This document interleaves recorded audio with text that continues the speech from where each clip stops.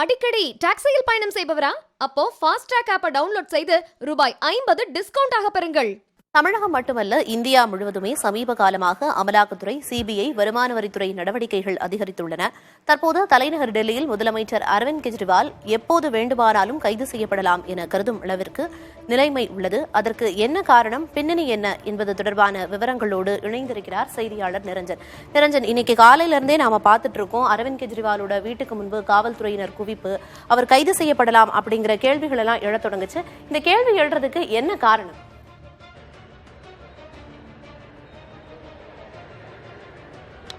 பிரியா, அதாவது நம்ம சிம்பிளா பார்க்கலாம். டெல்லியில மதுபான கொள்கை அப்படின்ற ஒரு புதிய விஷயத்தை அறிமுகப்படுத்தியிருந்தாங்க. அதுக்கு முன்னாடி இருந்த பழைய மதுபான கொள்கைக்கு மாற்றா நிறைய தனியார் அமைப்புகளை, தனியார் நிறுவனங்களை அனுமதிக்கக்கூடிய அந்த ஒரு புதிய கொள்கையை அனௌன்ஸ் பண்ணியிருந்தாங்க. சோ அதுல நிறைய முறைகேடுகள் ஏற்பட்டிருக்கு அப்படின்னு புகார்கள் எழுந்தது. குறிப்பா பாஜக தான் அந்த குற்றச்சாட்டுகளை முன் வச்சிருந்தாங்க. அதை அடுத்துதான் சிபிஐ மற்றும் அமலாக்கத்துறையினுடைய விசாரணை வளையம் அப்படின்றது விரிவடைய ஆரம்பிச்சது. இங்க டெல்லியில மட்டும் இல்ல, கிட்டத்தட்ட நாடு முழுவதும் பல பேர் இந்த விசாரணை வளையத்துக்குள்ள கொண்டு வரப்பட்டிருந்தாங்க.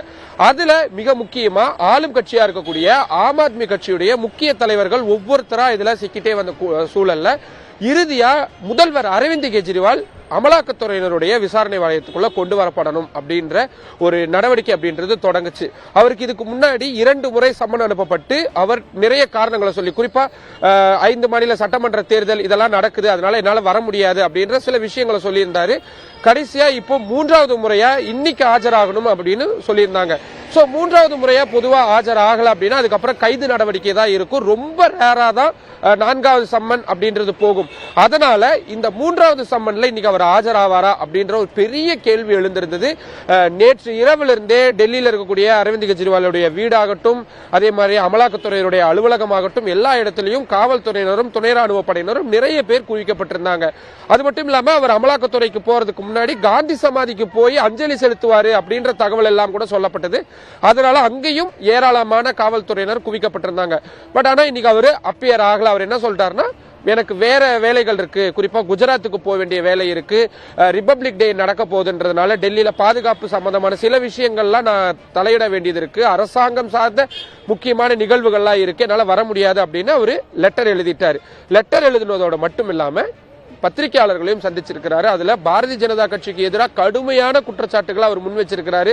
அரசியல் ரீதியா இதை பாஜக அணுகிறாங்க, நாடாளுமன்ற தேர்தலுக்கு என்ன போட்டியிட விடாம தடுக்கணும், நான் கேம்பெயின் பண்ணாம இருக்கணும் அப்படின்றத தடுக்கிறதுக்காக தான் அமலாக்கத்துறையினரையும் சிபிஐயும் பயன்படுத்துறாங்க அப்படின்ற குற்றச்சாட்டுகள்லாம் முன் வச்சிருந்தாங்க. இன்னைக்கு நமக்கு கிடைச்சிருக்கக்கூடிய தகவல் படி அவர் இன்னைக்கு அரெஸ்ட் ஆக மாட்டாரு. அவருடைய ஷெட்யூல் படி குஜராத்துக்கு போறாரு. அடுத்த 3 நாளைக்கு அவர் குஜராத்ல தான் இருப்பாருன்றத உறுதியா சொல்லியிருக்கிறாங்க. சோ அமலாக்கத்துறையினர் அடுத்து என்ன பண்ண போறாங்கன்னா 4வது முறையாவும் சம்மன் அனுப்புவாங்க. அது இந்த மாதமோ அல்லது அடுத்த மாதமோ ஒரு ரிபப்ளிக் டே எல்லாம் முடிஞ்சதுக்கு அப்புறம் அவர் நேர்ல வரணும்ன்ற ஒரு 4வது முறையான சம்மனும் அனுப்பப்படும் அப்படின்ற தகவல் தான் இப்போதைக்கு இருக்கு. பிரியா, தற்போதைய விவரங்களை வழங்கியதற்கு நன்றி நிரஞ்சன். அடிக்கடி டாக்ஸியில் பயணம் செய்பவரா? அப்போ ஃபாஸ்ட் ட்ராக் ஆப்பை டவுன்லோட் செய்து ரூபாய் 50 டிஸ்கவுண்ட் ஆக பெறுங்கள்.